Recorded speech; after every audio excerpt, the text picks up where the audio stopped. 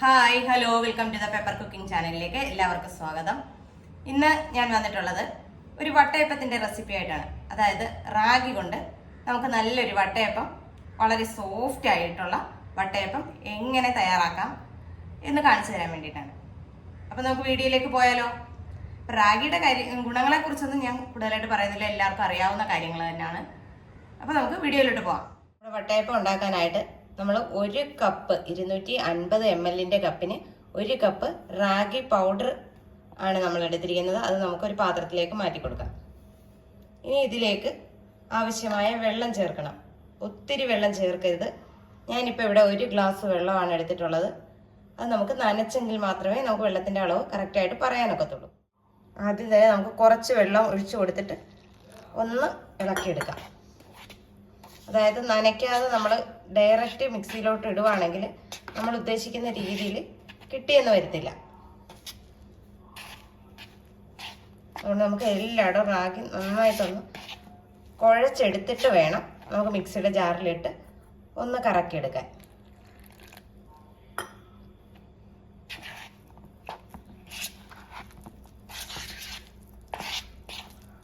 നമ്മുടെ സാധാ വെള്ളത്തിലാണ് ഞാൻ ഇത് നനച്ചെടുത്തിരിക്കുന്നത്.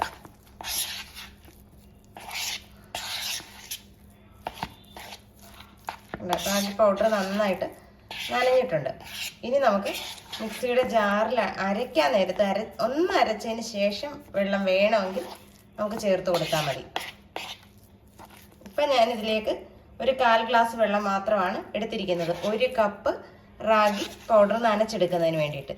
ഇനി നമുക്കിതിലേക്ക് വേണ്ടത് നമ്മുടെ ചോറാണ്. ചോറ് നന്നായിട്ട് വെന്ത ചോറായിരിക്കണം. ആ ചോറും എടുക്കണം. അതുപോലെ തന്നെ നമുക്ക് ഇച്ചിരി തേങ്ങയുടെ ആവശ്യമുണ്ട്. അപ്പോൾ ആദ്യം മിക്സിയുടെ ജാർ എടുക്കുക. അതിലേക്ക് 1 കൈപ്പിടി ചോറ്, അത് ഒത്തിരി ഒന്നും വേണ്ട, 1 കൈപ്പിടി മാത്രം മതിയാവും. അതുപോലെ തന്നെയാണ് നമ്മുടെ തേങ്ങയും ചേർത്ത് കൊടുക്കേണ്ടത്, 1 കൈപ്പിടി തേങ്ങ. ഇനി ഇതിലേക്ക് ഒരു 1/4 കപ്പ് പഞ്ചസാര. പഞ്ചസാര നിങ്ങളുടെ മധുരത്തിനനുസരിച്ചാണ് ഇതിനകത്ത് ചേർക്കേണ്ടത്. മധുരം ഒഴിവാക്കണമെന്നുണ്ടെങ്കിൽ ഒഴിവാക്കാം. അതല്ല മധുരത്തിലാണ് നിങ്ങൾ ചെയ്യാൻ ഉദ്ദേശിക്കുന്നതെങ്കിൽ ഒരു 1/4 കപ്പ് പഞ്ചസാര ഞാൻ എടുത്തിട്ടുണ്ട്. അതിൽ ഒരു സ്വല്പം മാറ്റി, 1/4 ഞാൻ എടുത്തിട്ടില്ല, കുറച്ചൊന്ന് ഞാൻ മാറ്റി വയ്ക്കുന്നുണ്ട്. നോക്കിയിട്ട് ചേർക്കത്തുള്ളൂ. മധുരത്തിൻ്റെത് നമ്മൾ നോക്കുമല്ലോ, നോക്കി കഴിഞ്ഞിട്ട് ബാക്കി ചേർക്കും. ഇതിലേക്ക് ഒരു 1/4 ടീസ്പൂണോളം ഈസ്റ്റ്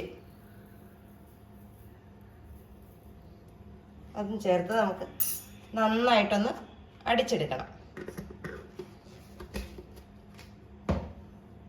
ഇതിലേക്ക് നമ്മൾ ആദ്യം പൊടി നനച്ചതിൻ്റെ ബാക്കി ഇരുന്ന ആ വെള്ളം മാത്രമേ ഇതിനകത്ത് ഇപ്പം ഞാൻ ചേർത്ത് കൊടുക്കുന്നുള്ളൂ. നമുക്കൊന്ന് കറക്കി എടുത്തോണ്ട് വരാം. നമ്മളിത് അരച്ചെടുത്തോണ്ട് വന്നിട്ടുണ്ട്. നമുക്കിനി ഇതിലേക്ക് വേണം, അതായത് ഇച്ചിരി തരിതരിപ്പായിട്ടാണ് ഞാൻ അരച്ചെടുത്തിരിക്കുന്നത്. അതിലേക്ക് നമ്മുടെ നനച്ച് വെച്ചിരിക്കുന്ന റാഗി ചേർത്ത് കൊടുക്കാം.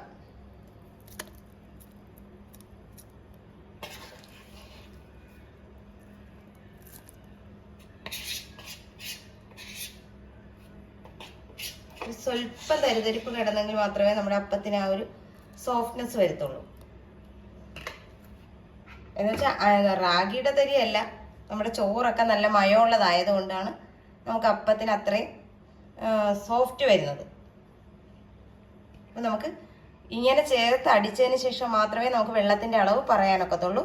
അല്ലാതെ നമുക്ക് പറയാനൊക്കത്തില്ല. ചിലപ്പം മിക്സിയുടെ തെരഞ്ഞു വരുമ്പം വെള്ളം കൂടിപ്പോകും. അങ്ങനെ ഒത്തിരി വെള്ളം കൂടണ്ട, എന്നാൽ തീരെ ഒട്ട് കുറയുകയും വേണ്ട. ഞാനിവിടെ നന്നായിട്ട് അത് അടിച്ചുകൊണ്ട് വന്ന് വെച്ചിട്ടുണ്ട്. നമുക്ക് ആദ്യം എടുത്ത ആ 1 ഗ്ലാസ് വെള്ളം മതിയായിരുന്നു. 2 ഘട്ടമായിട്ടാണ് നമ്മൾ വെള്ളം ചേർത്ത് അടിച്ചെടുത്തത്. കാരണം ഇനി നമുക്ക് ഇതിന് സെപ്പറേറ്റ് ആയിട്ട് വെള്ളം ചേർക്കേണ്ടതില്ല. ഇതാണ് അതിൻ്റെ കൺസിസ്റ്റൻസി എന്ന് പറയുന്നത്. അതായത് ഒരു ദോശ മാവിൻ്റെ പരുവത്തിൽ തന്നെയാണ് നമ്മൾ എടുത്തിരിക്കുന്നത്. അധികം കട്ടിയൊന്നും പാടില്ല, ഒത്തിരി അങ്ങ് ലൂസായി പോവാനും പാടില്ല. കണ്ടോ, ഈ ഒരു അയവ് മതിയാവും. ആ സ്പൂണയിലോട്ട് നോക്കിയാൽ മതി. ഈ അയവിൽ വേണം നമുക്ക് എടുക്കാനായിട്ട്. ഇനി നമുക്കിത് റെസ്റ്റ് ചെയ്യാൻ വയ്ക്കാം. ഞാനിപ്പോൾ വൈകിട്ടാണ് ഇത് അരച്ച് വെച്ചിരിക്കുന്നത്. ഇനി നാളെ രാവിലെ ഞാനിത് എടുക്കത്തുള്ളൂ. ഇപ്പം റാഗിയുടെ ഗുണങ്ങളെക്കുറിച്ച് ഞാൻ പറയേണ്ട കാര്യമില്ലല്ലോ, എല്ലാവർക്കും അറിയാം.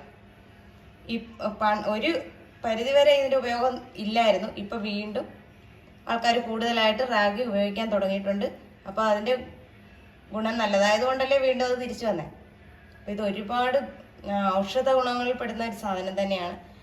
മില്ലറ്റായിട്ടൊക്കെ നമ്മൾ ഉപയോഗിക്കുന്നുണ്ട്. അപ്പോൾ ഇത് വെച്ച് നമ്മളിതുവരെ ഒരു വിഭവം ഉണ്ടാക്കിയിട്ടില്ല. അപ്പോൾ ആദ്യം വട്ടയപ്പം തന്നെ ആകട്ടെ.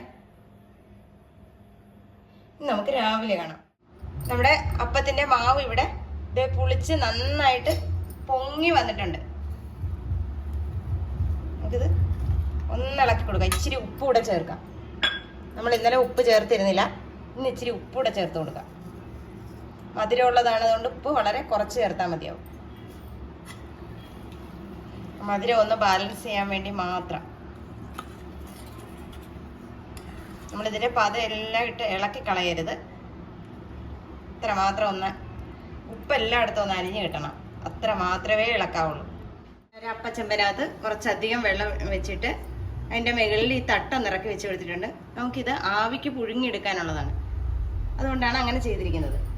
ഇനി നമുക്ക് നമ്മൾ അപ്പം ഏതിനകത്താണോ തയ്യാറാക്കുന്നത് ആ ഒരു പ്ലേറ്റ് എടുക്കാം. നിങ്ങൾക്ക് കേക്ക് ടീൻ ഉണ്ടെങ്കിൽ കേക്ക് ടീൻ എടുക്കാം. ഞാനിപ്പോൾ ഈ ഒരു പ്ലേറ്റിലാണ് സെറ്റ് ചെയ്യാൻ ഉദ്ദേശിക്കുന്നത്. അപ്പോൾ ഇതൊന്ന് ഗ്രീസ് ചെയ്തെടുക്കണം.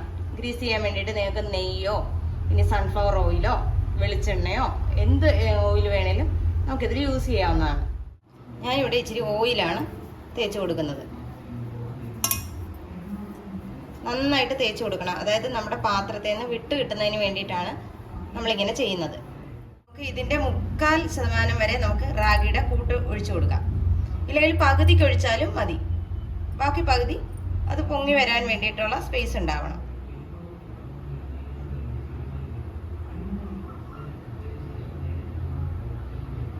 ഞാൻ ഇപ്പം ഇത്രയും ഇതിനകത്ത് ഒഴിച്ചു കൊടുക്കുന്നുള്ളൂ. ഇത്രയും മതി. നമുക്കത് വെന്ത് കിട്ടാനുള്ള സ്പേസ് ഉണ്ടാവണം. ഒഴിച്ചു കൊടുത്തിട്ട് നമുക്കിതൊന്ന് വേഗം വയ്ക്കാം. അപ്പം നമുക്ക് ഇച്ചിരി ലൂസാണെന്നൊക്കെ തോന്നും, എന്നാലും സാരമില്ല, അത് വെന്ത് വരുമ്പം ശരിയായിക്കോളും. അപ്പച്ചെമ്പിലോട്ട് നമ്മൾ ഒഴിച്ചു വെച്ചിരിക്കുന്ന മാവ് എടുത്ത് വെച്ച് കൊടുക്കാം.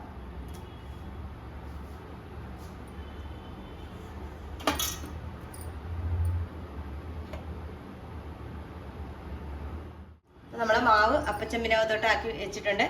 ഇനി നമുക്ക് ഇത് നന്നായിട്ട് ഒന്ന് അടച്ചു കൊടുക്കാം. നമ്മൾ അപ്പച്ചെമ്പ് അടച്ചു കൊടുത്തിട്ടുണ്ട്. ഇനി ഇതൊന്ന് ആവി വന്നതിന് ശേഷം നമുക്കിത് അലങ്കരിക്കാൻ എന്തെങ്കിലും നട്ട്സോ അല്ലെങ്കിൽ ഏത്തപ്പഴമോ അങ്ങനെ എന്തെങ്കിലും വെച്ച് കൊടുക്കണമെന്നുണ്ടെങ്കിൽ ഒരു 10 മിനിറ്റിന് ശേഷം നമുക്ക് അടപ്പൊന്ന് മാറ്റിയിട്ട് കൊടുക്കാവുന്നതാണ്. നമ്മുടെ അപ്പത്തിന് നന്നായിട്ട് ആവി വന്നിട്ടുണ്ട്. ഈ സമയം നമുക്കിതൊന്ന് വെച്ച് കൊടുക്കാം. അങ്ങനെ നിങ്ങൾക്ക് ഡിസൈൻ ഉണ്ടെങ്കിൽ ഡിസൈനിൽ വെക്കാം, അതല്ല എന്നുണ്ടെങ്കിൽ വെറുതെ ഒന്ന് ഇട്ട് കൊടുത്താലും മതിയാവും.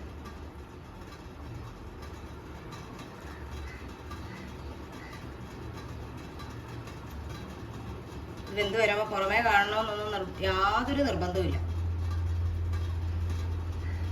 ഇനി ഇതിനകത്ത് വേണേൽ നിങ്ങൾക്ക് മുന്തിരിങ്ങ ചേർക്കാം. അങ്ങനെ എന്താ വേണ്ടതെന്ന് വെച്ചാൽ അതൊക്കെ നിങ്ങളുടെ ഇഷ്ടം പോലെ ചേർത്ത് കൊടുത്തോളൂ.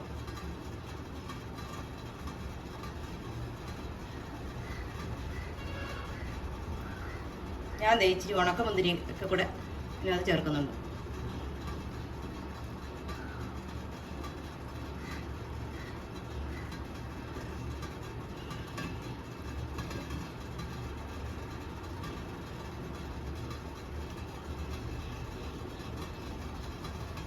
ഇത്രയേ ഉള്ളൂ. ഇനി നമുക്ക് നന്നായിട്ട് ഇതൊന്ന് അടച്ചു കൊടുക്കാം. ഞാനിപ്പോൾ തീ ഇച്ചിരി കുറച്ചിട്ടിട്ടുണ്ട്. ഒരു കുറഞ്ഞ തീയിൽ ഒരു 15 മിനിറ്റോളം ഇതൊന്ന് വേകട്ടെ. നമ്മുടെ അപ്പമൊക്കെ നന്നായിട്ട് പൊങ്ങി വന്നിട്ടുണ്ട്. ഇത് നമുക്ക് നന്നായിട്ട് വെന്തോന്ന് നോക്കുന്നത് ഒരു സ്ക്യൂർ കൊണ്ട് ഒന്ന് കുത്തി നോക്കണം. ഒന്നും പിടിക്കുന്നില്ല എങ്കിൽ നന്നായിട്ട് വെന്തു എന്നാണ് അതിനർത്ഥം. കണ്ടോ, ഇച്ചിരി കൂടെ ഒന്ന് വേകാനുണ്ട്. ഇത് 10 മിനിറ്റ് ആയിട്ടുണ്ട്. അതെ, നമ്മുടെ അപ്പമൊക്കെ നന്നായിട്ട് വെന്തിട്ടുണ്ട്. അപ്പോൾ ഞാനിതൊന്ന് ഇറക്കി വെക്കട്ടെ, ഇച്ചിരി ഒന്ന് തണുക്കണം. അപ്പോൾ ഇതേ നമ്മുടെ അപ്പമൊക്കെ നല്ല സെറ്റായിട്ടുണ്ട്. അപ്പോൾ ഇതെല്ലാവരും ഒന്ന് ട്രൈ ചെയ്ത് നോക്കണം. ഞാൻ നേരത്തെ പറഞ്ഞല്ലോ, നല്ല ഗുണമുള്ളൊരു സാധനമാണ് നമ്മുടെ റാഗി. അപ്പോൾ അത് എല്ലാവരും ഉപയോഗിക്കുക, കഴിയുന്നത് നമ്മുടെ ആഹാരത്തിൽ ഉൾപ്പെടുത്തുക. അപ്പോൾ ഇതെല്ലാവരും ഒന്ന് ചെയ്ത് നോക്കുക. വീഡിയോ ഇഷ്ടമായ ലൈക്ക് ചെയ്യാനും ഷെയർ ചെയ്യാനും കമൻറ്റ് ചെയ്യാനും മറന്നു പോകരുത്. നല്ലൊരു വീഡിയോ ആയിട്ട് കാണുന്നവരെ ടാറ്റാ, ബൈ ബൈ.